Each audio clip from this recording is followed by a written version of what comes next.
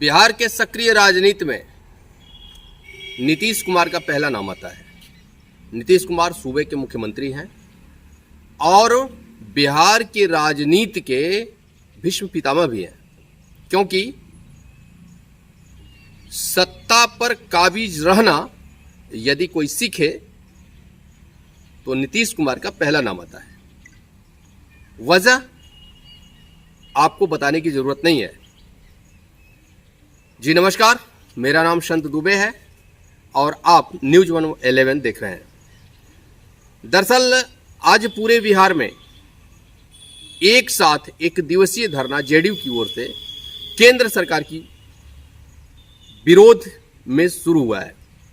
केंद्र सरकार की गलत नीतियों को जन जन तक पहुंचाने के लिए और जो दबे कुचले पिछड़े वर्ग से वंचित समाज से लोग आते हैं उनको जगाने के लिए आज नीतीश कुमार के फरमान पर पूरे बिहार में एक सूत्रीय कार्यक्रम के तहत धरना प्रदर्शन किया गया है।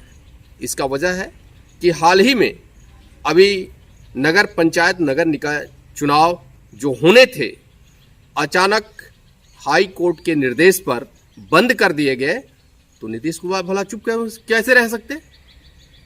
नीतीश कुमार ने इस लाभ को भुनाने के लिए अपनी रणनीति तैयार की और कामयाब भी हो रहे हैं, क्योंकि जनसामान्य का गुस्सा केंद्र सरकार पर सीधे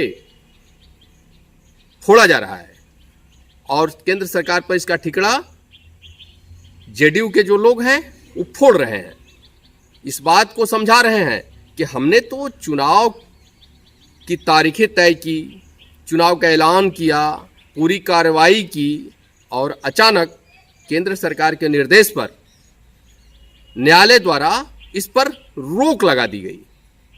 इसमें बहुत सारे नुकसान हुए, तो वहां वो नहीं जा रहे हैं।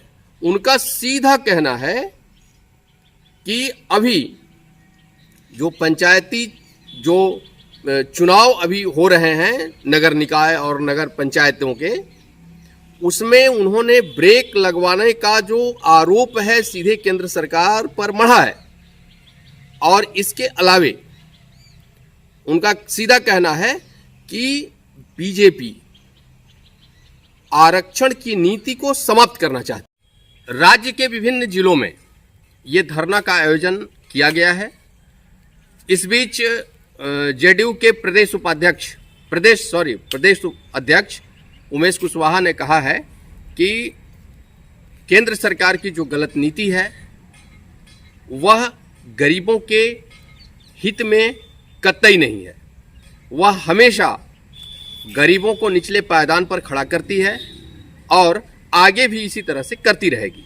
उन्होंने बड़ा आरोप लगाया है और वो आरोप पूरे जिले में हर जगह जेडीयू के बैनर तले एक सूत्रीय कार्यक्रम के तहत धरना का आयोजन किया गया। धरना में कैमूर जिला के जिला मुख्यालय पर जो धरना आयोजित हुआ उसमें जनप्रतिनिधियों के अलावे विधायक भी शामिल हुए। लोगों ने क्या कहा आइए हम आपको सुनवाते हैं। आप लोग के ऊपर हमला कर रहे हैं, आरोप लगा रहे हैं। देखिए 2006 में और 2007 में पंचायती राज नियम 2006 में पंचायती राज नियमावली में प्रावधान लाकर और 2007 में नगर निकाय की नियमावली में प्रावधान लाकर हमारे नेता माननीय मुख्यमंत्री जी ने दलित अनुसूचित जाति अति पिछड़ा के लिए जो महिलाओं के लिए आरक्षण का प्रावधान किया और पंचायती राज को सशक्त और प्रभावशाली बनाने के लिए, और उस पर 3 चुनाव हो गया और उसको किस तरह भाजपा वाले लोगों ने याचिका दायर करके किस तरह रोका गया, ये देख लीजिए। तो काले सच उनके उजागर हो रहा है। कैसे है ये सब चीज़ आप लोग को समझने की जरूरत है। हम लोग उनके काले सच को उजागर करने में लगे। परिवारवाद में आप लोग फंस चुके हैं, सीधे कह रहे हैं कि परिवारवाद में आप लोग फंस चुके हैं कहीं से। देखिए हमारे नेता माननीय मुख्यमंत्री नीतीश कुमार जी ने न्याय के साथ समावेशिक विकास का नींव यहाँ रखी और उसके लेकर जो है हम चारों तरफ चौमुखी विकास किए। हमारे नेता जो है अति पिछड़ा सभी समाज के वर्गों को लेके प्रतिबद्ध है उनके आरक्षण के लेकर कि सभी लोग को जो मुख्यधारा जो पिछड़ा है उसको मुख्यधारा में जोड़ने का। और हमारे नेता के रहते ये जो आरक्षण है समाप्त नहीं होगा। बीजेपी के काले संच को और उसका कुटिल चाल को बिहार की जनता ही नहीं देश की जनता जान चुकी है और उनका खेल खत्म हो गया है और वो 24 में वो उनको समझ में आ जाएगी। सत्ता कह रहे हैं कि पोल खोल जनता दल अपनी खोल रही है। अरे सम्राट चौधरी जी क्या बोलेंगे? अमर्यादी लोग हैं, उनके बातों को हम लोग उनके बयानों को हम लोग नहीं लेते, नोटिस नहीं लेते हैं।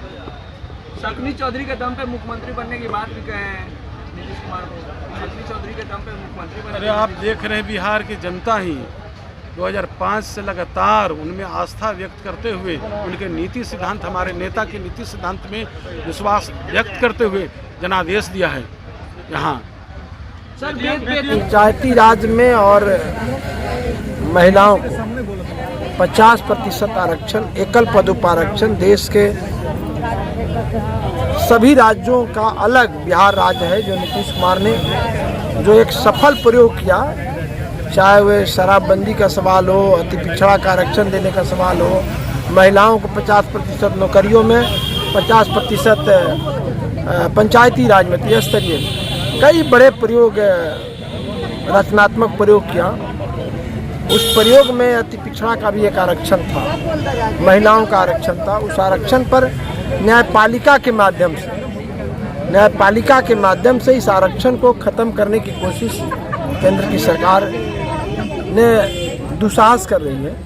उस दुस्साहस को रोकने के लिए और अधिकार को बचाने के लिए कि अंतिम व्यक्ति जो अति पिछड़ा समाज है, दलित समाज है, जिसको 25 और जो महिलाएं बैठी हुई हैं जो बिना चप्पल के बिना कपड़े के जिस आधे तन पर जो रहती हैं उन्हें मुख्य धारा में जोड़ने का जो काम किया, वार्ड से लेकर जिला परिषद से लेकर इनके हमला हो रहा है, उस हमले को रोकने के लिए नीतीश कुमार जी की अगुवाई में पूरे बिहार में ये धरना है और जरूरत पड़ेगा तो लड़ाई बहुत दूर तक जाएगी।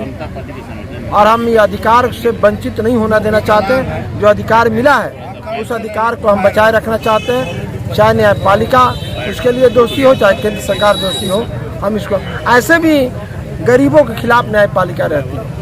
आरक्षण पर न्यायपालिका का हमेशा गलत विचार आते रहते हैं, चाहे दलितों का आरक्षण की बात हो, महिलाओं का आरक्षण की बात हो, चाहे अति पिछड़ों का आरक्षण की बात हो। पता नहीं इस देश में न्यायपालिका में हम लोगों ने कहा कि इस लड़ाई को और व्यापक करनी चाहिए। भभुआ के तत्कालीन विधायक डॉक्टर प्रमोद जी ने कहा कि केंद्र सरकार द्वारा साजिश की जा रही है, तो आप क्या मानते हैं? देखिए, मैंने कहा ना कि न्यायपालिका और सरकार दोनों के साजिश है, क्योंकि न्यायपालिका आरक्षण में संविधान के खिलाफ न्यायपालिका का हस्तक्षेप है, लोकतंत्र के लिए घातक है।